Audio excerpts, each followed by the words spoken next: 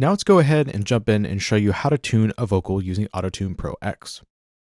In this video, we'll be covering the basic controls that are found on this main auto window here, and then in the next video, we'll cover the auto window's advanced controls that could be found from this tab down here at the bottom. But we'll go ahead and close it out for now, because we'll just be working with the main basic controls here. I also have a simple vocal loaded up that we're going to be using as our example and showing you how to auto-tune based on that vocal performance. If we listen to this performance, it also has a very wide vibrato on it. It's not a traditional vocal that you'd normally think of being super auto-tuned. And that's why I selected it here, because it'll show off some of these different flex tuning, humanize, and retuning speed controls a little bit better to show you how to take a more natural vocal performance and use tune to correct it. The vocal just sounds like this. It'll be available in the course materials on Groove 3's website. It's just a simple kind of disco, deep house type vocal. I don't need a lover to be free. I just need another to believe. Baby, won't you come real close and dance tonight with me? So there's a lot of vibrato, and there's actually a lot of pitch movements happening here, which will make it a great candidate to show off some of these different features of AutoTune. So first we have these main global controls, and these are used to adjust how the AutoTune is adjusting our audio. And that's all these main global controls that we see on this front panel. These controls remain consistent across the auto mode and graph mode. So first we have the main global controls, which could be found along here at the top. These controls remain consistent across the auto mode and graph mode, so you can see that they're still up here along the top. So that's important to note, is that they're not going to change based on the different modes you select. You select these first, and then you go ahead and set everything down here on the bottom. So the first control is going to be this tracking knob. So in most cases, this will stay at its default setting of 50, but this determines how much variation is allowed in the waveform for AutoTune Pro X to consider it periodic. So what does that mean for us? Well, all that means is that the tracking control just decides how to track the incoming pitch data that's fed from the various different sources. So in most cases, it'll be left at its default, but if you have a noisier single or a vocal performance that's unusually breathy, it may require a more relaxed setting that has a higher tracking value. So turn this up if you have a really noisy vocal or a lot of breath and kind of elements that aren't quite as pitched, then that will go ahead and increase that to sort of help AutoTune track that a little bit better. If you're having weird artifacts such as clicks and pops happening on your audio, especially if you're tracking things live, go ahead and turn this to lower tracking values. That'll help remove those pops and clicks. But usually a setting of 50 tends to work great.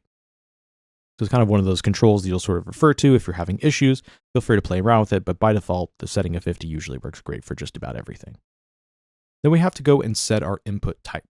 This is where we tell AutoTune what type of vocal that we're working with. It basically sets the pitch range for the tuning on the voice, kind of optimizing how the plugin is snapping all those different notes to the right pitches.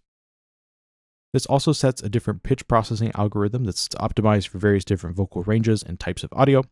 These different types include soprano, alto tenor, low male, instruments, so you can actually tune things that aren't vocals, or even bass instruments, so you can tune bass guitars or plucked bass instruments or things like that. We actually have a lot of advanced control here.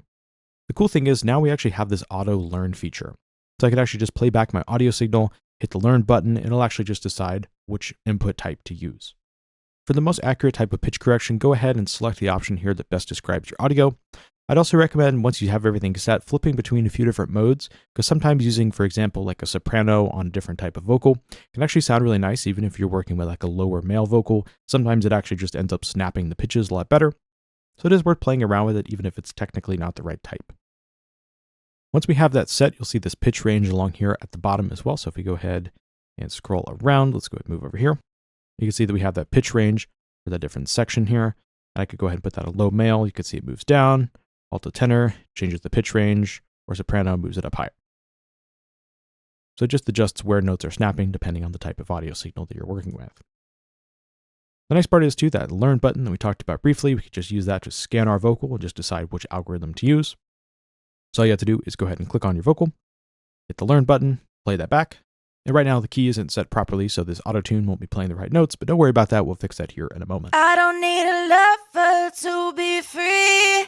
I just need another to believe. Baby, So you can see that it has set that to be soprano. And after it sort of configured the soprano mode, it actually sounded a lot more natural. Even though we're just in a chromatic scale, it actually ended up snapping the pitch a lot better just by changing the input type. Then from there, once the input type is set for your audio, you want to go ahead and select the key. There's a few different ways to do this. For us, I know this vocal is going to be in F minor, so I could go ahead and just hit the key, select F, and then hit F minor. You can see we have lots of different options here, especially for more obscure scales, which can be quite helpful. But usually you'll just be using major and minor. And then you can see that these options along to the bottom have been grayed out. So now I can't set a custom scale, which we'll talk about later in the advanced video. But basically, this is now just going to go ahead and snap all those notes to the key of F minor automatically. Now, if you're not sure the type of key that you're working with for your audio, let's go ahead and put this back to its default, so C chromatic. You can actually use the Auto Key plugin that's included with AutoTune Pro X. So that is a separate plugin that scans your audio signal, and you can send the information to the AutoTune plugin that we're working with here. So go ahead and have Auto Key enabled, so it's blue. If you disable it, it's going to be gray. So make sure that that is set there. Go ahead and just select this part of our audio here, and we'll go ahead and listen back with this plugin. This is loaded onto the vocal track. Just turn off the auto-tune as well. Make sure that is turned on. I just need another to believe. Baby, won't you come real close and dance tonight with me? You can see that it's decided that that is F minor. Then I can go ahead and hit send to auto-tune. It's going to go ahead and send those notes over to my auto-tune plugin. And if we go ahead and open that up, now we can see that is F minor, where previously it was C chromatic. So now it just has all those notes automatically sent over to the auto-tunes. This is super nice, especially if you're working with a beat, you're not really sure what the scale is or the different key of your production. You could actually use this auto key on like a whole beat as well if you wanted to, but it just could be used to quickly find the key, so that way you can just quickly worry about tracking your audio. So now that this is set, our auto-tune is going to sound a lot more natural. It's going to actually hit the right notes. I just need another to believe. So now it's actually playing back the proper pitches whenever we play back our signal. Then next to that, we have the preset browser, which we talked about briefly. And then we also have the auto and graph functions here, so I could swap between those two different modes. It's all available in this section. And then farther right, we have the modern and classic modes. So these are two different types of auto-tuning algorithms. Classic mode on the bottom here is going to simulate that early auto-tune algorithm from AutoTune version 5. So think about like that mid-2000s T-Pain style effect. That's going to be the classic mode. So if I hit this, you're going to see that I have a couple of these more advanced options turned off. So for example, the flex tune is no longer available because that wasn't available in the original version of AutoTune 5. This has its own unique characteristic to it. So listen to these two. This is AutoTune Classic. I just need another to believe. Baby, won't you come real close and... So it's a little bit more artifacty. It's a little bit more artifacted, whereas this is modern. I just need another to believe. So I find that modern almost has this more like watery, underwater type effect whenever you use it on more hard tuning sources, whereas the classic sort of snaps to the pitch a bit quicker. Those are just two different characteristics depending on what you're going for. So I'd recommend just getting everything configured, then messing around with modern and classic and seeing what sounds better for a given performance or production that you're working on. Then next to that, we have the format control. So I have to go ahead and turn this on. And by the way, this is not available in the classic mode, so make sure you're on the modern mode. And this enables me to control the formants of my sound. So the formants are just the resonant frequencies that are resulted from the human voice whenever somebody's singing back. It has to do with the throat shape and the shape of their mouth, but this enables you to kind of control those little formants if you're finding a vocal performance just needs some adjustment. This is also especially helpful whenever you're doing lots of pitch shifting and really hard tuning effects. You can use this to kind of make it sound a little bit more natural so it sounds a little bit less robotic. But go ahead and just play around with this. I just need another to believe. Baby, won't you come real close and dance to... It can also be used for special effects as well, like this style of format shifting where it's this kind of low, sort of rounded synthetic voice. It's actually used in a lot of electronic music as a kind of vocal layer, so this can be used creatively too, which is quite fun. It can also be used whenever you're starting to use this next control, the transpose control, to sort of make these transpositions sound a little bit more natural. So that way it's not that chipmunky sound, it actually just sounds like a singer singing something a bit higher. So this lets you just shift everything by semitones. Let's go ahead and shift this down by 12 semitones, so that way it's playing down an octave. I just need another to believe. Now it's playing back lower, and without the format shift, it's very low sounding. I just need another to believe. Baby, won't you come real close and dance tonight with me? You can use that to adjust the character of that voice, especially if you're using the transposition more extreme values. It can be super helpful to use to make everything sound a little bit more normal, especially when you're doing really, really hard tuning effects. You also have the option to detune your voice as well.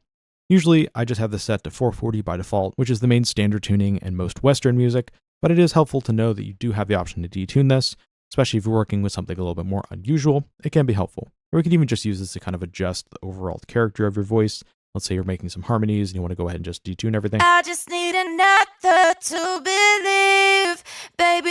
You could use this to kind of create some weird chorusing effects.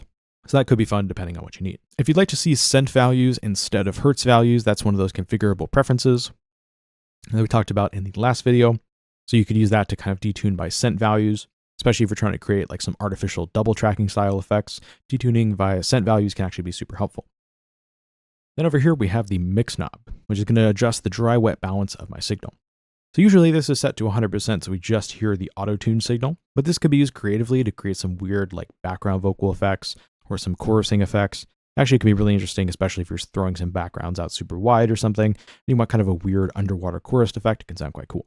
I just need another to believe, baby, won't you come real close and dance? So something like that could be a lot of fun on a dance record, especially if you're looking for something more synthetic and you want to sound really unusual. That's all kind of the global controls on the top. Now let's go ahead and play around with these 4 different values that you see on the bottom here. So the first is going to be the retune control, which just controls how fast everything is snapping to the pitch. You can also see on this graphical interface, we can see sort of how things are snapping. So if I play this back, I just need another to believe. It's letting me know how far it's sort of snapping everything to get to that root pitch. It also shows me the note down here that we're actually snapping to. There's also this freeze icon here on the bottom. And this just kind of freezes the input so you can see what notes are playing. I just need another to believe. So if you're trying to grab a note and see what it was playing back at a certain section, you could click on this and it just holds that value. I don't find myself using this super often, but it is helpful to know that it is there. Okay, so now let's go ahead and talk about this retune speed. So this just controls how rapidly the pitch correction is applied to the incoming audio. By the way, these values are in milliseconds in case you're curious. Right now this is set to 0, so it's instantly snapping everything to the right pitches. So setting this to 0 is going to cause that immediate pitch shift from one pitch to another, and it's going to completely suppress any vibrato or deviations in the pitch, giving you that very hard-tuned vocal effect that we can hear. So if you want to recreate that iconic auto-tune effect, set that retune speed to 0, or if you'd like more natural settings, use something around 10 to 50. Larger values are going to allow for more vibrato and pitch movements, but will decrease how rapidly everything snaps to the right pitch. I just need another to believe, baby, won't you come real close and dance tonight with me? So because this vocal has so much variation and vibrato, a retune speed of 10 sounds a lot more natural. The next control that we have is going to be the flex tune. This control allows you to preserve the singer's expressiveness while still correcting an out-of-tune vocal. So whenever the flex tune is set to 0, which is the default, auto-tune is going to pull every incoming note towards the target scale. But whenever this is enabled, it's only going to apply correction as the performer's pitch sort of approaches those target notes. So if I set this to higher values, it's just going to allow for more expressive pitch variation. So if your singer has lots of variation, which in this case we do, we want to go ahead and just increase this to allow some of those sort of natural characteristics of their voice to come through.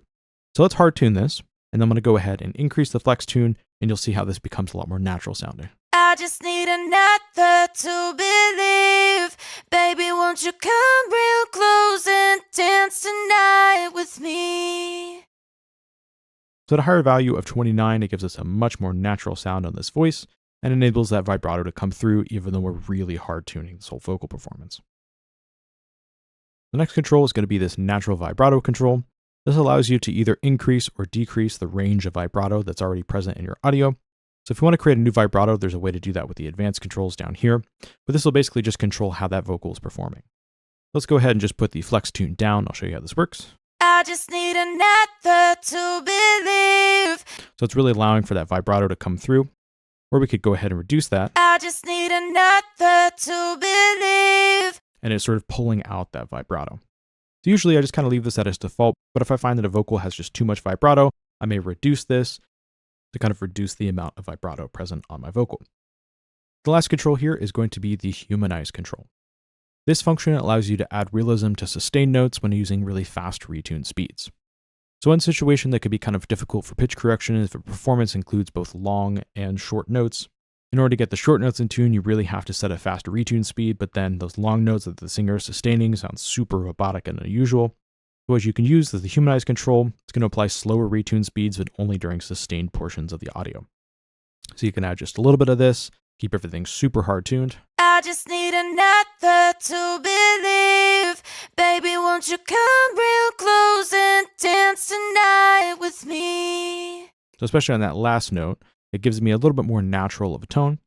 That's just kind of helpful, especially if you have a singer that's sustaining notes. This performance is a little bit faster, but if you have somebody sustaining notes, go ahead and just add a touch of humanize if those long notes are getting a little bit robotic sounding. Okay, so that's all for the main auto mode controls that we have on this main visual interface. That covers how to set inputs and then how to configure everything to sound best for vocal performance. Thanks for checking out this video. I'll see you in the next one.